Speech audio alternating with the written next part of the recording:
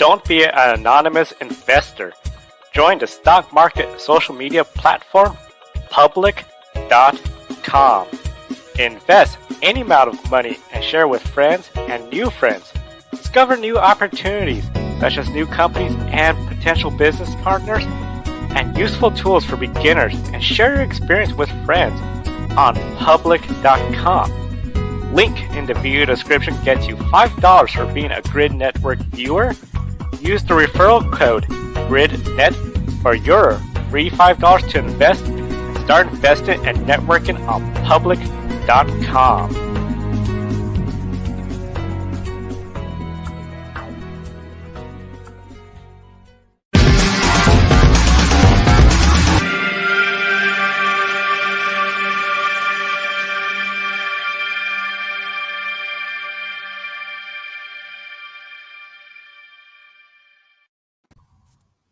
Good evening and happy Friday, everyone. Welcome to the final day of our special week-long coverage of the 106th Indianapolis 500 practice on Grid tonight, night number 4 this week of your weekly motorsports news program. I'm Lambeth from the Podium Finish, and with me as always, Adam Lemerise.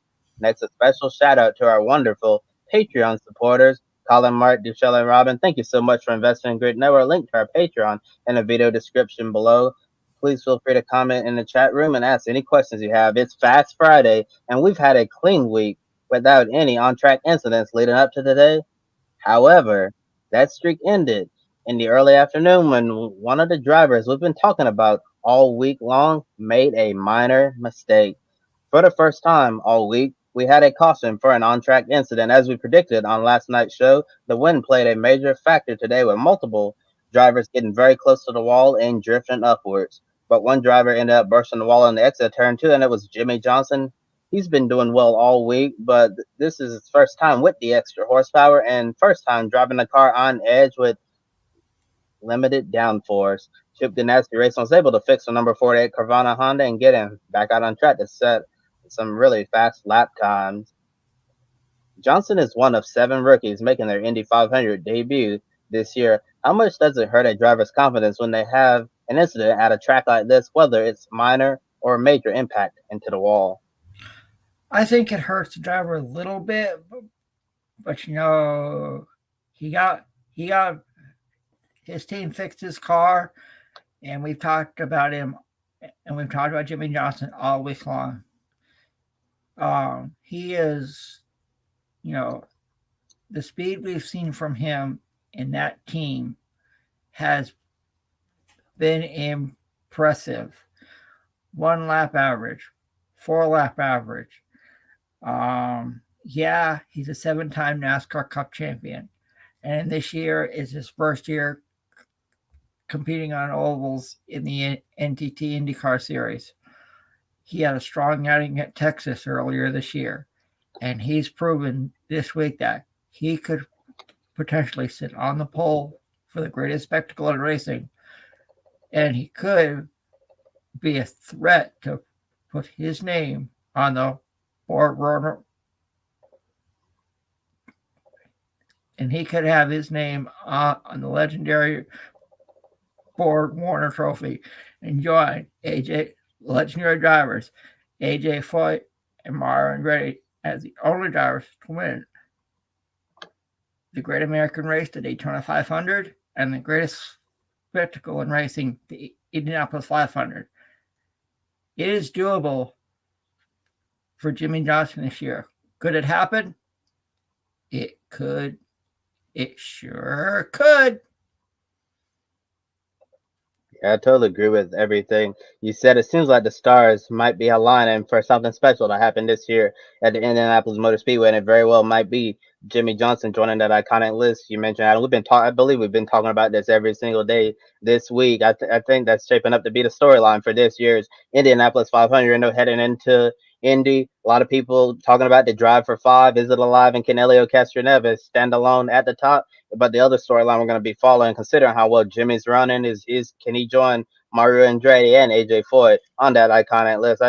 I think the brush on the wall today, just a minor incident, and I agree with you on the fact that I think it can hurt a driver's confidence a little bit. But you saw Jimmy Johnson bounce back and set more fast lap times, so obviously it didn't shake his confidence that much. I believe if it was a younger driver who, like, let's say a Kyle Kirkwood or a David Malukas, who doesn't have as much racing experience overall as Jimmy Johnson has, like all his years in NASCAR and making some sports car starts as well. A younger driver like Malukas and Kirkwood, who haven't had all those years of experience in racing. Yet I feel like it would probably hurt their confidence a lot more than it would a seven-time NASCAR Cup Series champion who has a lot of laps on the IMS oval in his NASCAR Cup Series car all of those years and winning the Brickyard 400. So I think Jimmy Johnson's going to be fine confidence wise, and based on the speed he's showing, maybe he could easily make it into the top 12 and maybe into the Firestone Fast Six to try to win the pole or sit on the front row for this year's Indianapolis 500. Now looking at a sentimental story, for the first time since he moved from the Repco Supercars Championship to the NTT IndyCar Series, Scott McLaughlin's mom and dad arrived in the United States to see their son compete at IMS. Due to pandemic restrictions in Australia and McLaughlin's commitment to his IndyCar program, this made it nearly impossible for him to see his parents for, I believe, nearly 2 years. McLaughlin won the season opener in St. Pete, and he enters the Indy 500, third in points. Could the presence of his parents add positive momentum for Scott McLaughlin, potentially help inspire him in the race? Absolutely, Kobe. And when I heard this story, I was I was I was very happy.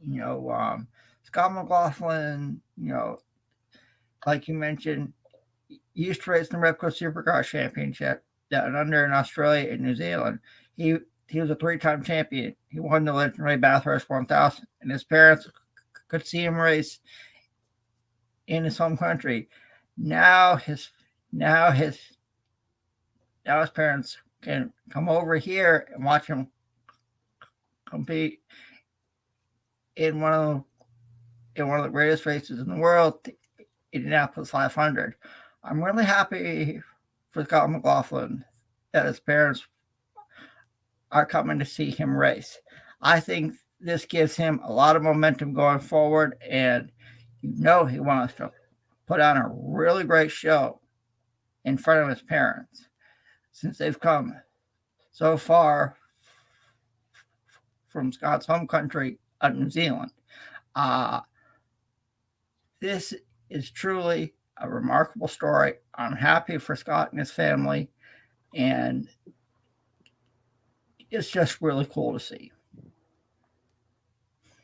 Yes, it's really cool to see, and it's one thing being able to chat with your parents online on FaceTime, on Zoom, on Streamyard like we're on right now. But nothing beats seeing your loved ones in person. I'm sure when they were able to reunite, it was a real special moment. Hopefully, somebody caught that on camera. They'll be able to show it this week leading up to the Indianapolis 500. I know they're really proud of Scott, everything that he's accomplished in supercars and moving to the United States.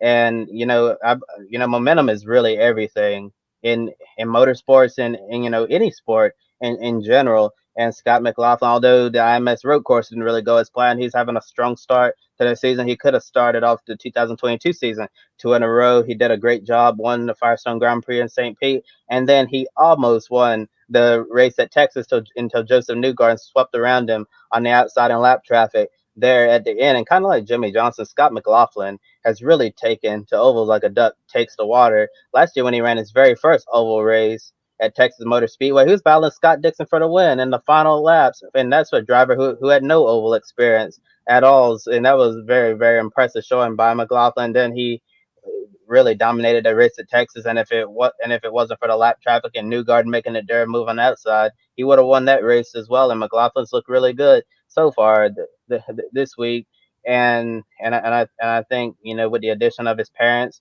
here, they could give him a boost of morale and motivate him to try to have his face on the Borg Warner Trophy. And despite it being Fast Friday, a lot of teams and drivers were very hesitant to go out today because the wind made track conditions less than ideal. Tony Kanaan said this was one of the toughest track conditions he's experienced at IMS and over his 20 years of IndyCar competition. Kanaan also made a point by saying if today was the Tuesday practice session, there wouldn't be a single car out on the racetrack. With today's practice session being super important to dial in the setup for qualifying, everyone basically didn't have a choice but to go out there and at least make one qualifying run. So, Adam, when you factor in all of the win, were you surprised by everyone, minus Jimmy Johnson, mostly keeping it clean? I was surprised, Kobe, a lot. I thought we would have saw at least a few more crashes, especially from maybe some of the rookies that you know that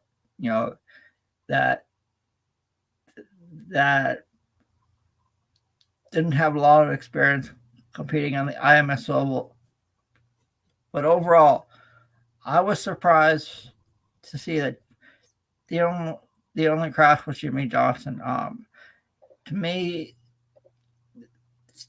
this shows that those IndyCar drivers were brave going out in that wind, and and I gotta say, those IndyCar drivers are athletes, and you know it may have been windy, but tomorrow, I know we're going to talk about this in a little bit, but tomorrow qualifying is going to be a really big deal because we could have some bad weather on the way. So uh, I was happy to see that the only caution was for Jimmy Johnson's brush with the wall. I thought everyone drove fantastically all day long.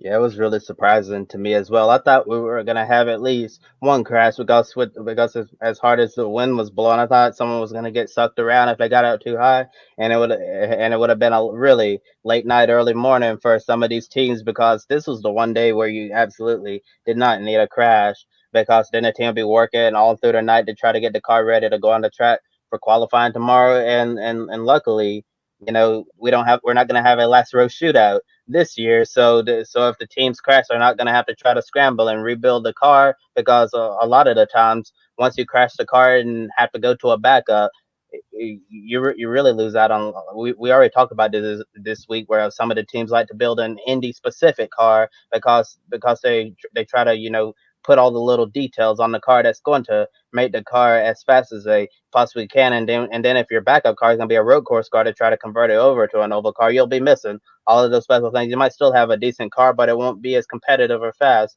as the first one you have. So definitely kudos to all of the NTT IndyCar Series drivers today for mostly keeping it clean and not having an incident going into a very, very crucial practice session tomorrow morning, which we'll talk about in a little bit. And rain was the major story on Wednesday and could be the story again tomorrow, as Adam alluded to. The chances of rain in the afternoon between 1 and 2 p.m. Eastern Time increased, so IndyCar made the decision to start qualifying at 11 a.m. Eastern Time, and the session is going to end at the scheduled time of 5:50 p.m. Eastern, and that means the morning practice session for Group 1 and Group 2 will take place between 8:30 and 9:30 a.m. Eastern Time. Then we'll have all those hours to ensure that all 33 cars can make at least one qualifying run before Mother Nature potentially impacts on Saturday. With most teams being super conservative on Fast Friday, very few qualifying runs in years round, when you throw possible rain into the equation, how unpredictable may qualifying be tomorrow?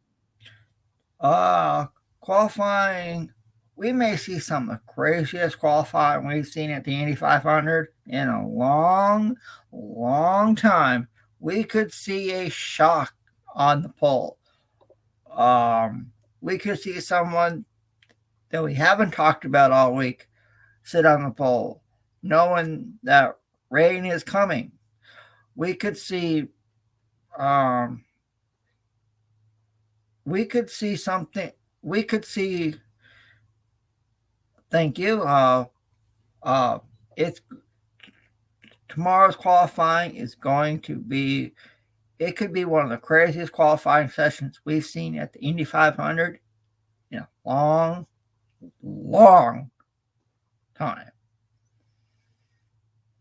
Yeah. I think when you throw red into the equation, it could get really crazy. Really think it was a smart move for IndyCar to move things up because, as I mentioned, between 1 and 2 tomorrow, as you get later on into the afternoon, that's when things could go downhill weather-wise. So if we have a 2-hour window there, if nobody has an accident, potentially we could get all 33 cars to at least get one qualifying run. Then whatever those times are going to be official, and maybe we'll have time to make a few more runs. But there's gonna be a lot of pressure on the drivers tomorrow because their first run qualifying run tomorrow might end up being their only run, and we only might get a select few drivers to get maybe a second or third turn to try to set a lap time to get into the fast 12 so they can go on track on Sunday, because on Sunday that's the day we'll set the front row for the Indianapolis 500. So by the end of the day tomorrow, if we're able to get all 33 cars at least one qualifying run, positions 33 through 33rd, they're going to be set, and then only the top 12 are going to be moving on to qualifying on Sunday, and and then we're going to see 6 drivers get eliminated from the top 12, and then the Firestone Fast Six. That's who we're going to see compete for the pole for this year's Indianapolis 500. So I think the potential of rain tomorrow, there's gonna be a lot of emphasis on getting the job done in your very first qualifying run. And once again, Takuma Sato had the fastest speed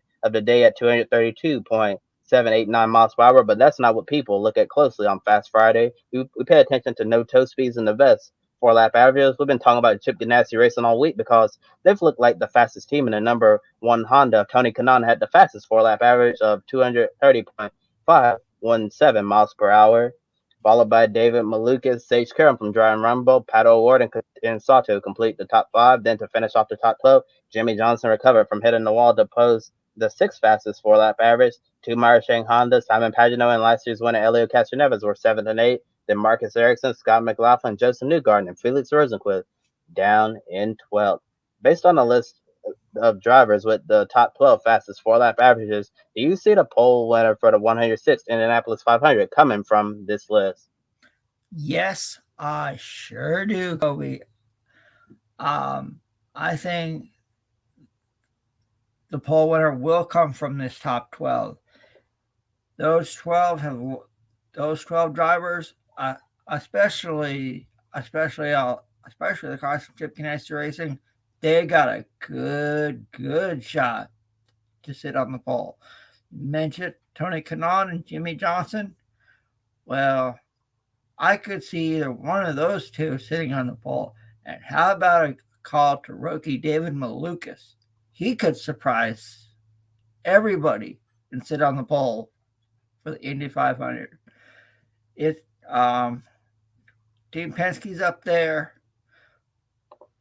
but I think we will see the pole sitter come from that top 12 list that you mentioned.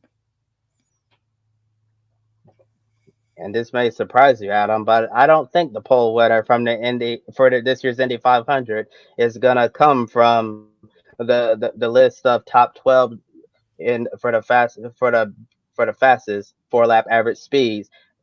Don't count out the Iceman, the 6-time IndyCar champion Scott Dixon.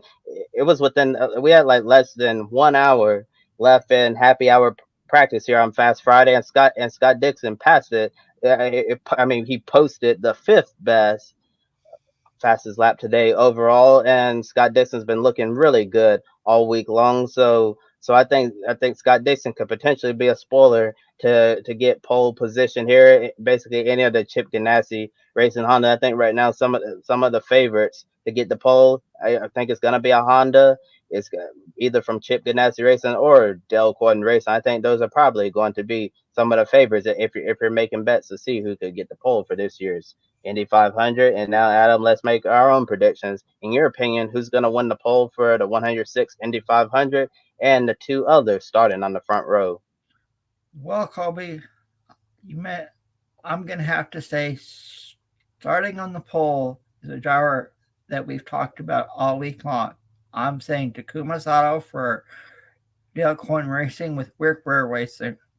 Starting alongside, I'm going to say Jimmy Johnson driver of the number 48 Carvana Honda for Chip Ganassi Racing. And alongside, I'm going to say rookie David Malukas starts third and sits on the front row for the Indy 500. That, you know, we could see any one of those three sit on the pole. But for me, Takuma Sato, Jimmy Johnson, David Malukas.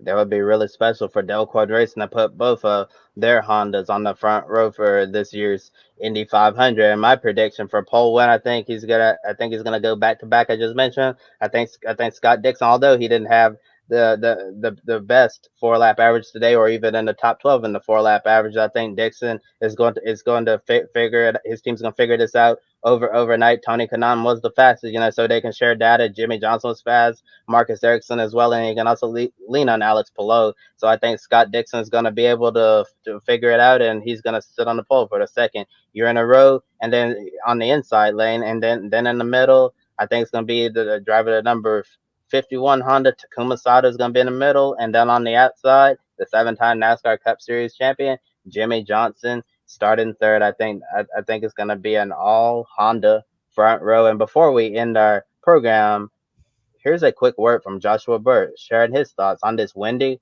fast Friday. Hi guys, sorry I can't be with you tonight, but we've got to get ready for the F3 in the morning. So let's go through some of the surprising days then. It was very, very windy out there. We saw speeds at 244 miles an hour at one point as well, so mega fast. My biggest surprises, though, Takuma Sato. Out of the 3 sessions where we've had all of the cars out on the track, practice 2, practice 4, and practice 5, he's gone and topped all of them. Practice 1, of course, was the refreshers day as well. That doesn't count, and practice 3 got a washout. But still, Sato, he is mega fast and looks to be really up there as top dog. I wonder if he's going to take pole position tomorrow. David Mikulkas, P7, looking quick. The rookie as well, looking good at this track. Further down, Jimmy Johnson and his first oval of the Indy 500 Brickyard was quick as well. Where did he end up on the timing screens there? I'm sure you can spot it. Down in 17th position, but he is 6th overall in the average lap times as well for qualifying. So front row, second row of the grid looks good as well. Ilott doing it well in 16th position impressed me. Devlin DiFrancesco needs more work, but suddenly the Andrettis have come alive. Rossi right up there in second position as well, 231.883 miles an hour. So that was very good as well. I would say we were worried about the Andrettis yesterday. We don't need to be worried about them now. With weather coming in tomorrow as well, there's even a question if qualifying will get started. So it's going to be quite interesting to find out what exactly they will do. They'll probably have the whole qualifying done on Sunday if possible and just scrap one of the practice sessions. We'll find out. Monday's an option. Hell, even Tuesday's an option. But looking from that, my biggest surprise is Sato, Rossi and Jimmy Johnson. And biggest one, David McCullough. Have a great show, guys. I'll see you tomorrow. Thank you, Josh, for your analysis. And definitely we're going to be following the weather this weekend, especially Saturday, to see if we're going to be able to get all 33 drivers make one qualifying attempt and see who's going to get into that Fast 12 on Sunday and then the Firestone Fast 6. But as Josh said, if we're not able to complete qualifying for all 33 cars tomorrow, Saturday will be a scrap, and then we'll go on to do it on Sunday, the very next day. Really looking forward to following everything happening this weekend at the Indianapolis Motor Speedway. And that's it for our week-long coverage of Indy 500 practice here on Grid Tonight. Please be sure to like and subscribe to Grid Network here on YouTube. Follow us on Twitter, Facebook, Instagram, and TikTok. We encourage you to take 5 minutes after our show and consider joining our Patreon. Invest in Grid Network to keep us on the air well into the future. Do you want to buy me a coffee? Click the link in the video description below, and you can buy a drink for your favorite on-air talent here at Grid Network. A big thank you to Edward Hunter from formerly Ezon, Amber, and Zachary for buying this one. We really greatly appreciate it. Any amount will help us continue growing our motorsports media outlet. Also visit public.com, also known as the stock market social media home. The link below and referral code GRIDnet give you $5 to invest immediately. Public.com allows you to connect with your friends. You can make new friends and use tools to learn how to properly invest in the stock market. And looking at our schedule, we're still pretty busy for these next 3 days. Grid Live pre-race tomorrow at noon Eastern on Saturday. Then Sunday, Grid Live wrap-up before the NASCAR Cup Series All-Star Race at Texas Motor Speedway. And then Monday night, Grid Live Encore with Ben Snyder and Brandon Crossland. They'll be recapping the NASCAR All-Star Race and the NASCAR Xfinity Series, NASCAR Truck Series, and Formula 3, Formula 2, and more. Interesting topics, so be sure to watch Grid Live Encore Monday night at 7 p.m. Eastern Time. With that said, for Joshua Burch and Adam Lemerise, I'm Kobe Lambeth from the Podium Finish. Thanks for watching. We hope you enjoyed our week of special Grid Tonight coverage. We'll see you next Wednesday night. Don't be an anonymous investor. Join the stock market social media platform, public.com. Invest any amount of money and share with friends and new friends. Discover new opportunities, such as new companies and potential business partners, and useful tools for beginners, and share your experience with friends on public.com. Link in the video description gets you $5 for being a Grid Network viewer. Use the referral code GRIDnet for your free $5 to invest and start investing and networking on public.com.